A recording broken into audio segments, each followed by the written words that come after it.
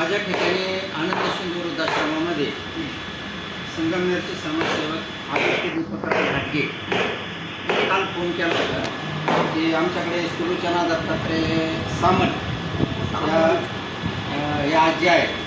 आजी वय किती तुमचं? 73 लिहिले याच्यात. 72 वय. मुलगा एक्सपायर झालेला आहे. सुनबाई पाहायला तयार नाही आणि अशात यांचंही संगमनेर तालुक्यामध्ये फार मोठं काम आहे. आणि यांनी काल फोन केला आणि या आजींबद्दल सांगितलं तर आज लगेचच त्यांना सगळ्या कागदपत्रांची पूर्तता करून आपण या ठिकाणी आश्रमात दाखल करून घेतलेला आहे. आता 15 दिवसाची ट्रायल होणार आहे. 15 दिवसामध्ये आजींना इथं आनंद वाटला राहण्यास तर ते पुढं कोर्ट कमिट करून घेऊन फायनल होणार आहे. त्यासाठी कुठली फी नाही, कुठली अपेक्षा नाही, केवळ एक समाजसेवा म्हणून आज घाटगे साहेबसुद्धा इथं आज आणा म्हटल्यावर लगेच वेळ काढून ते या ठिकाणी आलेले. बोला घाटगे साहेब. नमस्कार मंडळी. आपण आता बघत आहोत आजूबाजूला कलियुग आलेला आहे.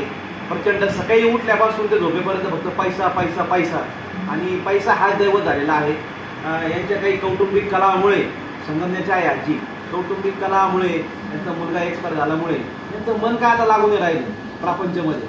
आणि आमचे त्यांचे काही व्हिडिओ बघण्यामध्ये आले तर त्यांचं असं म्हणणं आलं का माझं उर्वरित आयुष्य हे मला आता सेवेकरता घालवायचं आहे आणि आज एकटीला जगायचं आहे, आश्रमामध्ये राहायचं आहे.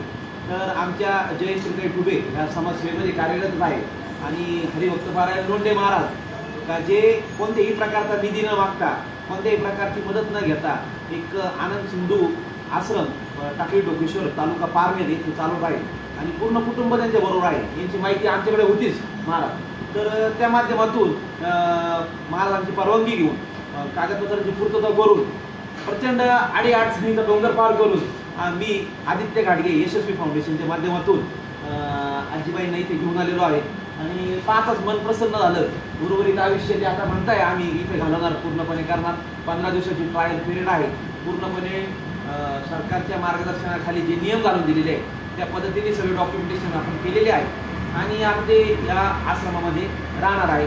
तर मी या व्हिडिओतून आवाहन करतो सगळ्यांना का पुन्हा फुलाची पाकळी तुम्ही सगळ्यांनी महाराष्ट्र याच्या विरोधात आहे, त्यांची परवानगी घेऊनच म्हणजे त्यांच्या अप्रक्षित मी बोलत आहे का बा तुम्ही इकडे तिकडे जे आपण जे खर्च करतो, जे निरुपयोगी खर्च आहे ते न करता अशा आश्रमाला म्हणा, अशा ठिकाणी म्हणा तुम्ही सत्पार्थिक दान हे केलं पाहिजे.